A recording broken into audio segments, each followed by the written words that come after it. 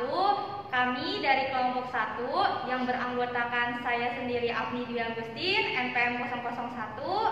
Saya Nuraini Fairuza, NPM 005. Saya Fajri Yoga Pamungkas, NPM 002. Saya Puji Sri Rahayu, NPM 003. Di sini kami akan mendemonstrasikan video konseling gizi. Mari simak video berikut ini.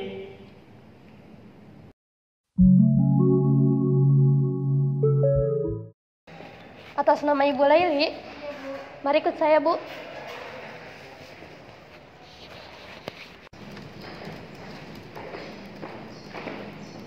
Permisi, Bu.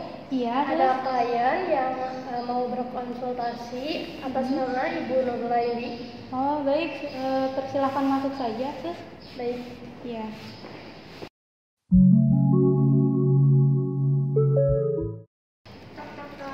Oh iya, mari masuk, Bu. Silahkan duduk. Iya, terima kasih. Iya. Selamat pagi, Bu. Saya Afni Dwi Agustin sebagai ahli gizi di rumah sakit ini. Bagaimana kabarnya, Ibu? Selamat pagi, alhamdulillah saya baik-baik saja. Baik, Bu. Sebelumnya kalau boleh tahu nama Ibu siapa? Nama saya Nuraini Fairuza, Ibu bisa panggil saya Laili. Oh, baik, Bu Laili.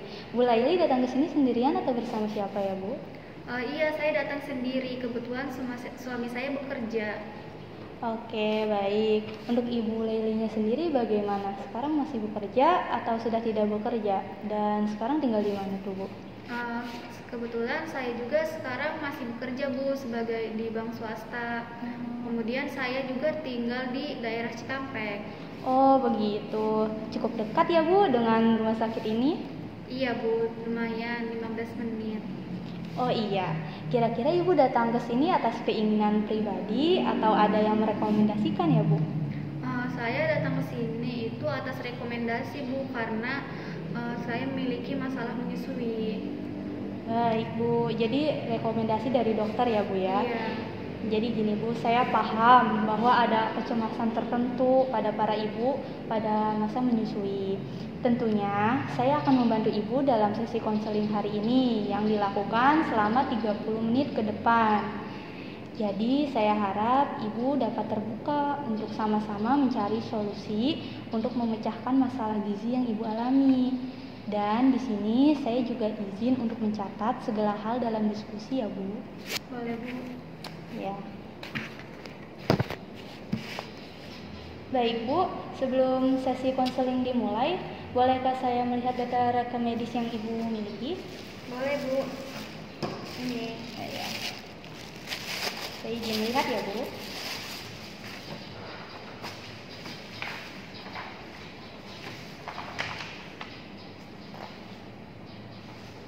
Baik, Bu, izinkan saya sebentar untuk menghitung status gizi Ibu ya.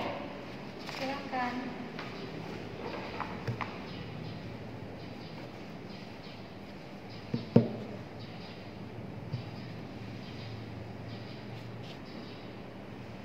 Jadi begini, Bu.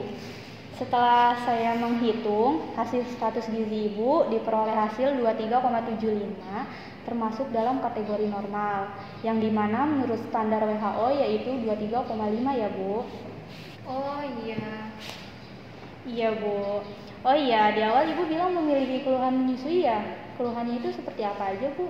Jadi begini, Bu, saya memiliki masalah dalam ASI saya, Bu. Semakin kesini ASI produksi saya itu semakin berkurang. Kemudian saya menyadari juga bahwa pola konsumsi makan saya itu sebenarnya tidak baik. Oh, begitu ya, Bu. Oh iya nih, sebelumnya saya memiliki leaflet yang bisa Ibu lihat terlebih dahulu. Dan apabila ada yang ingin ditanyakan dapat ditanyakan saja ya, Bu. Nah, jadi di leaflet ini ada penjelasan tentang pentingnya ASI dan apa itu ASI eksklusif ya, Bu ya. Bisa kita baca di sini. Nah, nanti kalau Ibu ada yang ingin ditanyakan, silahkan tanyakan langsung kepada saya ya, Bu. Terima kasih. Kemudian kalau boleh saya tahu, ini merupakan kelahiran pertama atau anak yang keberapa, Bu? Iya, kebetulan ini kelahiran pertama saya. Oh, baik. Tadi Ibu bilang pola makan Ibu kurang baik juga ya. Bisakah Ibu menyebutkan pola makan yang biasa Ibu konsumsi selama seminggu belakangan ini, Bu? Ya, seperti makanan apa aja gitu yang Ibu konsumsi? Jadi begini, karena saya sering bekerja, jadi saya setiap makan itu delivery makanan, Bu. Jadi seperti ayam cepat saji dan pizza seperti itu, Bu. Dan yang menurut saya enak lah, Bu. Nah, kebetulan karena saya sering bekerja lembur, jadi saya juga sering minum kopi yang kekinian gitu, Bu. Oh, begitu ya, Bu. Oh iya, apakah Ibu memiliki alergi terhadap makanan tertentu? Tidak. Lalu, apa sekarang Ibu sedang melakukan diet tertentu? Tidak, Bu. Kalau saya makan aja, Bu. Oke, baik. Lalu perihal aktivitas nih, Bu, apa yang sering Ibu lakukan di rumah? Misalnya masih sempat nggak untuk berolahraga gitu? Karena saya masih bekerja ya, Bu, jadi Ya. saya jarang kalau untuk berolahraga, Bu. Baik, Bu. Jadi gini ya, izinkan saya mengulangi ya. Jadi Ibu sering mengonsumsi dari delivery makanan, seperti makanan cepat saji. Kemudian Ibu juga sering mengonsumsi kopi. Nah, di sini memang ada yang namanya ASI booster, Bu, di mana membuat perasaan Ibu senang. Selama Ibu senang, itu akan membuat Ibu menyusui berjalan lancar dengan baik. Saya mengerti bagaimana kesibukan seorang ibu menyusui yang juga bekerja. Sebenarnya, prinsip agar ASI itu cukup dan berkualitas cukup dengan menjaga keseimbangan makanannya, Bu. Nah, di sini itu ada contoh makanannya, yaitu ada di pedoman gizi seimbang nih, Bu. Saya memiliki leafletnya juga. Bisa Ibu lihat di sini ya. Sebenarnya saya sudah pernah lihat sih, Bu, di internet, cuman saya kurang paham. Oh, gitu ya, Bu ya. Baik, di sini saya akan mencoba menjelaskan kepada Ibu ya. Nih, yang di pertama ini, yang di bagian paling atas kerucut di sini ada aturan garam dan gula yang wajib dibatasi jumlah konsumsinya, yaitu untuk 4 sendok makan gula dan 6 sendok makan minyak dan 1 sendok teh garam. Selanjutnya yang di sini nih, Bu, untuk lauk pauk jenis protein hewani maupun nabati dianjurkan 2-4 porsi. Contohnya itu ada ikan, daging, keju, telur, dan lain-lain. Nah, biasanya Ibu mengonsumsi lauk pauk yang seperti apa, Bu? Biasanya saya mengkonsumsi ayam sih, Bu. Oh, begitu. Baik. Nah, di sini kemudian untuk sayur nih, Bu.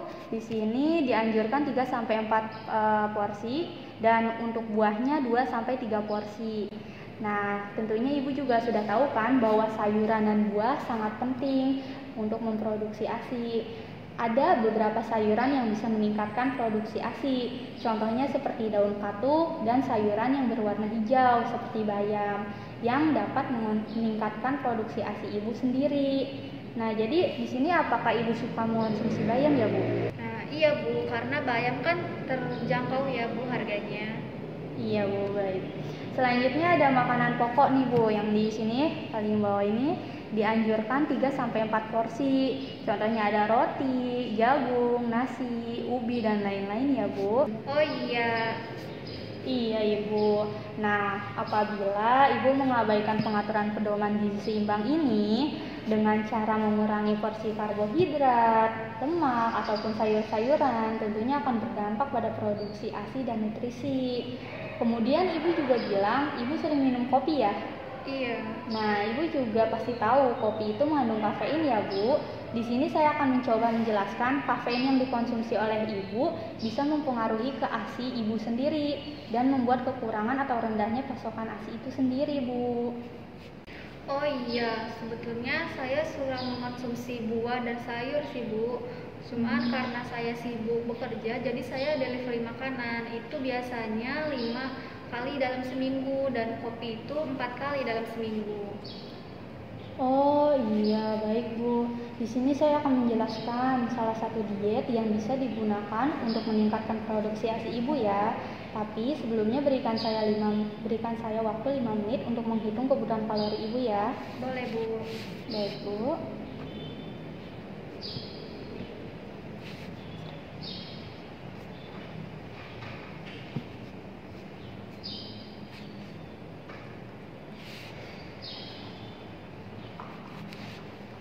Baik Bu, untuk kebutuhan kalori Ibu sebesar 1.500 kilokalori. Di mana diet 1.500 kilokalori ini kita harus memilih makanan yang tinggi protein, kemudian lemaknya yang cukup, vitamin dan mineral cukup, dan cukup cairan pula. Seperti yang sudah kita ketahui, tentunya ASI merupakan sumber makanan yang paling aman dan ideal untuk bayi ya Bu. Oleh karena itu, bagaimana kalau kita bikin kesepakatan Bu? Ibu bisa melakukan delivery makanan itu hanya 2 kali seminggu dan dilanjutkan dengan memasak makanan sendiri. Nah, jadi apakah Ibu terbiasa memasak makanan sendiri? Ya kadang sih Bu, karena kan saya sibuk bekerja. Jadi menurut saya delivery makanan itu lebih gampang Bu. Oke, baik. Kemudian kan untuk konsumsi kopinya 4 kali seminggu ya Ibu ya. Bagaimana kalau kita kurangi konsumsi menjadi 2 kali seminggu? Apakah Ibu mampu untuk melakukannya? Sebenarnya saya paham untuk mengurangi makanan cepat saji dan kopi itu bisa meningkatkan produksi ASI saya. Cuma untuk delivery makan ini saya cukup sering nih Bu. Iya ya Bu ya, untuk menghemat waktu dan membantu Ibu kopi juga untuk membantu Ibu untuk lembur ya Bu ya. Iya Bu. Iya baik. Jadi tampaknya Ibu di sini masih ragu-ragu ya untuk melakukan diet ini.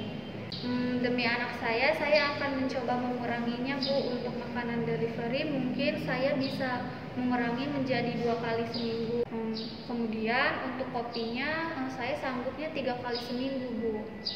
Oh begitu ya Bu ya. Sebenarnya niat Ibu untuk mengurangi delivery makanan dan kopi itu adalah hal yang cukup baik dan niat yang sungguh baik. Kiranya kita dapat mengevaluasinya ke depan ya Bu. Baik. Kemudian saya juga sebenarnya merasa produksi ASI saya itu tidak keluar sama sekali Bu. Saya merasa payudara saya itu kecil dan cenderung masuk ke dalam putingnya. Nah kemudian apakah hal itu bisa berpengaruh pada produksi ASI saya ya Bu? Iya Bu, jadi banyak sekali sih emang ibu-ibu yang bertanya seperti itu. Jadi begini ya Bu Laili, untuk ukuran dan puting itu tidak mengaruhi produksi ASI, apalagi besarnya payudara. Akan tapi untuk puting yang cenderung ke dalam itu akan mempengaruhi keberhasilan menyusui pada seorang ibu. Nah, di sini saya akan mendemonstrasikan bagaimana caranya supaya mengatasi puting yang cenderung masuk ke dalam. Nah, di sini ya Bu ya. Ini di sini kan ada gambarnya ya Bu ya. Pertama, bersihkan payudara menggunakan air dan kapas di sini, lalu dioleskan oleh minyak seluruhnya bagian payudara dan diletakkan 2 bagian ibu jarinya di atas dan di bawah areola atau bagian yang hitam. Lalu ditekan-tekan secara bergantian sampai si puting ini dirasa cukup untuk sudah keluar gitu ya Bu ya. Nah seperti itu Bu. Kira-kira Ibu bisa melakukan kembali Bu kan? Iya Bu bisa. Oh iya, silahkan Bu. Pertama saya akan membersihkan dulu payudara saya menggunakan kapas. Iya. Kemudian dibaluri oleh minyak ya Bu ya. Iya Bu. Kemudian kedua ibu jari saya diletakkan ke bagian areola. Kemudian ditekan-tekan secara bergantian sampai dirasa saya cukup ya Bu ya. Iya Bu. Nah benar Bu Laili, dan jangan lupa pastikan terlebih dahulu payudara itu bersih dan diolesi dengan minyak ya Bu. Baik Bu. Oh iya Bu, saya merasakan lega sekarang karena saya rasa saya cukup bisa melakukannya Bu secara rutin. Wah, tampaknya Ibu cukup cepat ya dalam memahaminya. Iya Ibu, terima kasih atas penjelasannya. Baik Bu. Oh iya, dari beberapa yang kita sudah diskusikan tadi, kira-kira hal apa saja yang sudah Ibu dapatkan? Iya Bu, jadi saya akan mengurangi konsumsi cepat saji dan mengurangi kopi juga. Kemudian saya akan menjaga kebersihan payudara saya untuk menjaga produksi ASI pada anak saya. Baik, kira-kira dari beberapa yang sudah kita sepakati, apakah Ibu benar-benar bisa berkomitmen Bu? Iya Bu, karena ini kan demi anak saya juga. Iya, betul Bu. Nah, saya sangat senang jikalau Ibu Laili sangat bersemangat untuk melaksanakannya. Semoga semuanya dapat terlaksana dengan baik ya Bu. Tetap semangat dalam proses memberi ASINya ya Bu. Iya Ibu, terima kasih. Nah, untuk melakukan evaluasi kembali, bagaimana kita melaksanakan pertemuan 2 minggu setelah ini? Sekitar tanggal 28 Desember. Bagaimana Bu Laili? Boleh Bu, kebetulan tanggal 28 itu saya bisa. Oke, kalau begitu kita bertemu kembali tanggal 28 Desember pada pukul 7 pagi ya Bu. Boleh Bu.